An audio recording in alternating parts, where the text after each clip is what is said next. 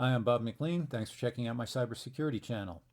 In this video, I want to briefly cover some of the reasons why the world is reacting very strongly to news of this Log4J exploit, in case you haven't really gotten any briefings or updates.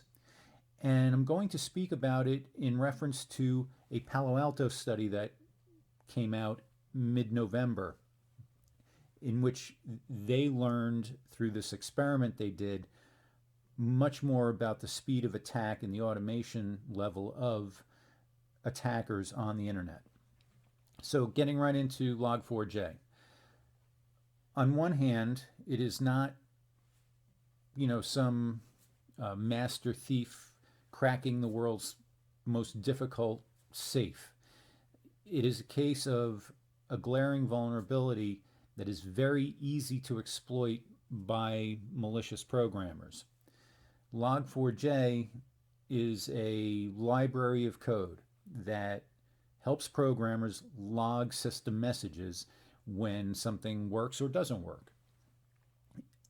The problem is that it has been part of the most popular programming libraries for the last 10 years. It's been the Java uh, logging code that is open source. Everyone has been using it, and it is therefore ubiquitous. It's trying to count or trying to identify all of the Log4j instances. It's like trying to count the grains of sand in a cup of sand.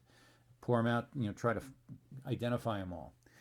It's just ubiquitous, and it really, I'm not going to go into the technical detail. It doesn't take a lot of skill for a programmer to break. So you have to say, well, how is anyone going to find this? The initial foothold. This is a perfect 10 score on the Common Vulnerability Scoring System. A 10 out of 10. It is a remote code execution vulnerability. As you may recall, a remote code execution vulnerability is one that allows an attacker to execute code without being logged in, authenticated, or authorized.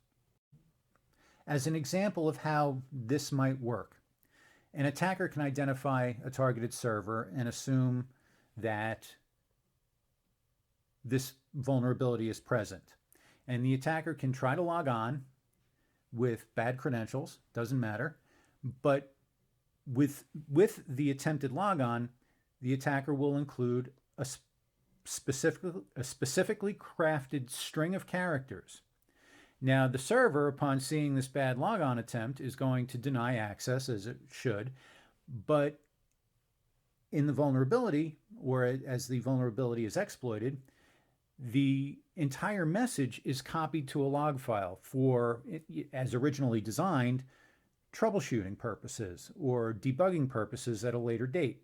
However, the specifically crafted string, once in a record in a log file, can execute code and reach back out to a command and control network or another payload that continues on with the exploit of the server and establishing the foothold, which is the origin of all the ransomware incidents, for example, that we've seen. So the biggest web presences in the world are vulnerable. They have this. The world is upgrading. There is a patch. There are tools that can help identify where this code library is in use, and there are workaround configurations to prevent the code escape from happening if for some reason an organization deems it's too risky to implement a patch. So there are 3 different ways to mitigate this. The challenge, again, is identifying all of them and rolling this out. So you would think that the world has it covered. because there are only so many hackers. They can log in only so fast and execute these attacks. Well, this Palo Alto research project, in case you didn't know, Palo Alto is a cybersecurity company that offers services, appliances, all manner of security uh, products, and they're very highly regarded. They devised an experiment in which they deployed 320 vulnerable systems across the internet. And by vulnerable, I mean systems that are configured with weak passwords or configured with mistakes common to newly deployed servers, like default credentials, weak passwords, easy to guess, etc. And they created 80 Postgres database honeypots. These vulnerable systems are called honeypots.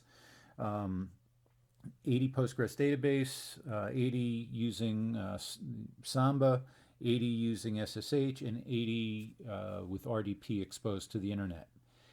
And the results surprised even them. And they did this, they fully expecting hackers and attackers to find these systems and exploit them, and they wanted to understand how the attack occurred and how, just get some insights on the environment. We all have a perception that attackers are fast and they find things quickly, but this surprised everyone. And they found, in one instance, one single attacker compromised 96% of the 80 Postgres databases in 30 seconds. Found all of them, compromised all of them in 30 seconds.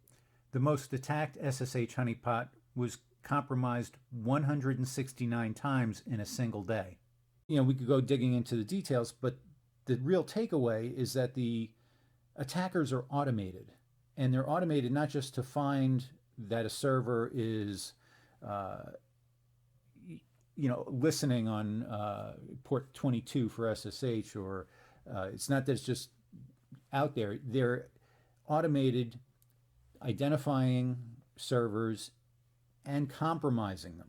The initial foothold compromise is automated for these easy to detect or easy to compromise configurations.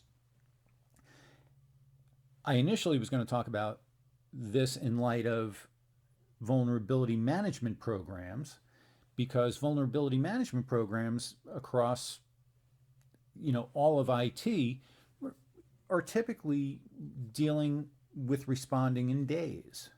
If you discover something through a vulnerability scan, those findings are presented in a report a day or two later, and then the appropriate party that has responsibility for that system has to schedule, download the patch, test it against programs to make sure that there are no conflicts, and then they're scheduled through change control for deployment. And this takes some time. And we look and we see that, with SSH, for example, on average, each node was compromised an average of 26 times over the course of the week. And like I think I said, the most attacked SSH honeypot was hit and compromised, not just pinged, but actually compromised 169 times in 24 hours.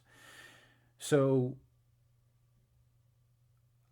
in terms of vulnerability management, obviously we have to tailor this experience and this data to know in our calculations of what's at risk and where are the attackers. And if you've had default credentials on a server that's facing the internet listening for SSH, you have to assume it's been compromised. So it's a very interesting finding. When you combine it with the enormity now of targets through the Log4J vulnerability, if an attacker is not doing a direct ransomware attack. They're planting back doors so that they can come back to high value targets later. This is why everyone is in a bit of an uproar, and justifiably so. So, to summarize, it's ubiquitous. Log4j vulnerability is ubiquitous. It's been a stable go-to tool and code library for Java developers for 10 years.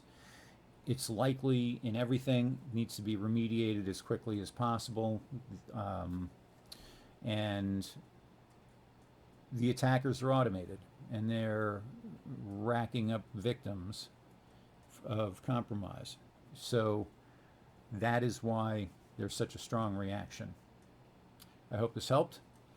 And if you have any specific questions, please let me know in the comments.